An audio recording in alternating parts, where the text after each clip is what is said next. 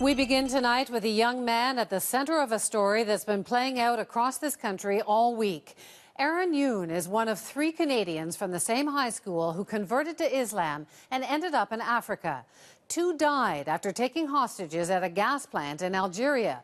But Yoon was not involved in that. He was and still is in a jail in Mauritania. Just moments ago, he told his story to the CBC's Adrian Arsenault. So, Adrian, you were in a car. He's in a jail in Africa. How on earth did you talk to him? Well, it sometimes happens that some of these prisoners can get access to cell phones. That's what happened with him. A number of prisoners were around him, protecting him. We got his number and we called him. And it's a little bit rough. We were in a car recording. We have a little bit of what he said, and it's important that people hear it. So let's do that, but please bear with us. It is a bit rough.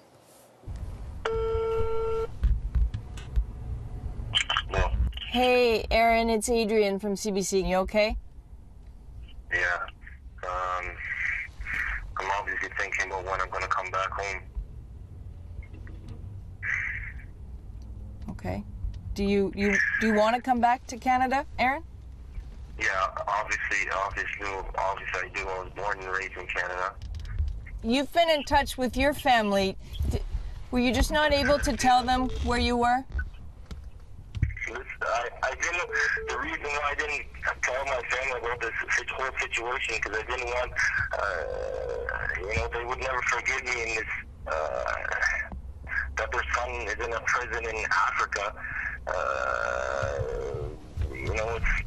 It's not easy to carry.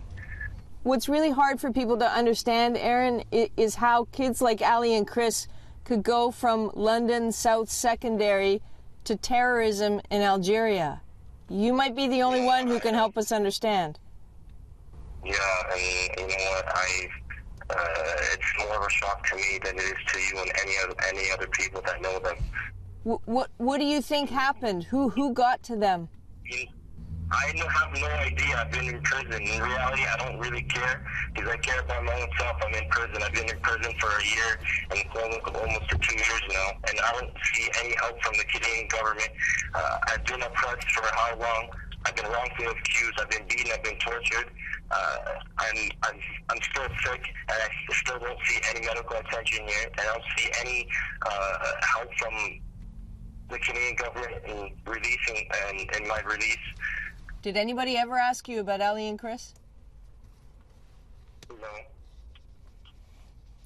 No. I'm just, you've had a few days to think about how they died. What are your thoughts? No, it's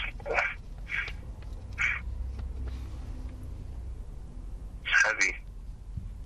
Yeah. It's like one day you know someone, you think you know someone, and the next day you really don't. So he lost track of those 2 and had no idea what had happened and was not involved? No. He said that they traveled together to go study.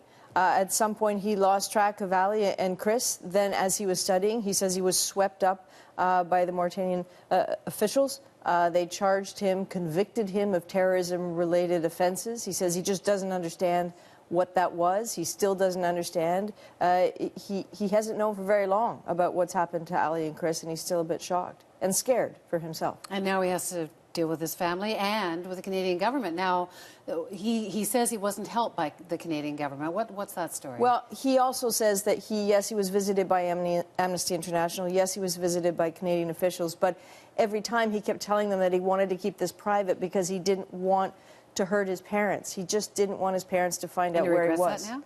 He does, because he realizes it's left him alone. Thanks so much, Adrian. Great work all week. Adrian Arsenault here in Toronto tonight. Adrian, of course, has been part of a CBC News team that's been digging into this story for some time now and reporting on Ali Medlej and Chris Katsiroubas, the 2 Canadians from London, Ontario, who died in a gas plant assault in January. That attack left dozens of people dead. You can see the results of all of this journalism, reports and extended interviews collected on the National's website. That's at cbcnews.ca/thenational.